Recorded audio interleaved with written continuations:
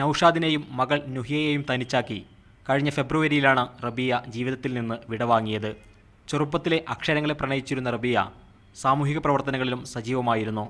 School പ്രായത്തിൽ ബാലമാസികയിൽ എഴുതിയ സ്വന്തം അനുഭവങ്ങളെ പ്രമേയമാക്കി മണ്ണും മാലാഖയുമെന്ന പേരിൽ റബിയ തിരക്കഥ എഴുതിയിരുന്നു.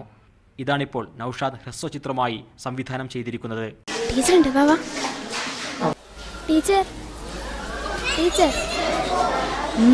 എന്താ ഇത് റബിയ എഴുതിയ കഥയാ. ഇത് നമുക്ക് അസംബ്ലിയിൽ വായിപ്പിച്ചൂടെ ടീച്ചർ? എന്തൊക്കെയാ എഴുതി വെച്ചിരിക്കുന്നത്? ഇത് അസംബ്ലിയിൽ അവതരിപ്പിക്കാനുള്ളതാ? ഇതൊന്നും അവതരിപ്പിക്കാൻ പറ്റില്ല. റബിയ എഴുതിയ ഡയറി കുറിപ്പുകളുടെയും കവിതകളുടെയും സമാഹാരമാണ് പുസ്തകം. 2 ഭാഗങ്ങളായാണ് ഓർമ്മയിൽ ഒരു വസന്തം എന്ന പുസ്തകം തയ്യാറാക്കിയിരിക്കുന്നത്. സഹജീവികൾക്കായി ജീവിച്ചു കൊതി തീരാത്ത ഒരു പെൺകുട്ടിയുടെ ഹൃദയം തൊട്ട ഓർമ്മക്കുറിപ്പുകളാണ് പുസ്തകത്തിൻ്റെ 2ാം ഭാഗം. പിന്നെ അവൾക്ക് തന്നെ ആഗ്രഹം ഉണ്ടായിരുന്നു, ബുക്കാണെങ്കിലും അതുപോലെ അവളുടെ ഒരു ഷോർട്ട് ഫിലിമുണ്ട്. അവൾ തന്നെ പലപ്പോഴും പറഞ്ഞിരുന്നു. പക്ഷേ ചില തിരക്കുകൾ കാരണം പിന്നീട് ഇറക്കാം എന്നുള്ള ഒരു ധാരണയാണ് ഉണ്ടായിരുന്നത്. ഇതെല്ലാം കൂടി പറഞ്ഞപ്പോൾ രണ്ടും കൽപ്പിച്ച് മുന്നോട്ട് പോയി ഇറക്കുകയാണ്.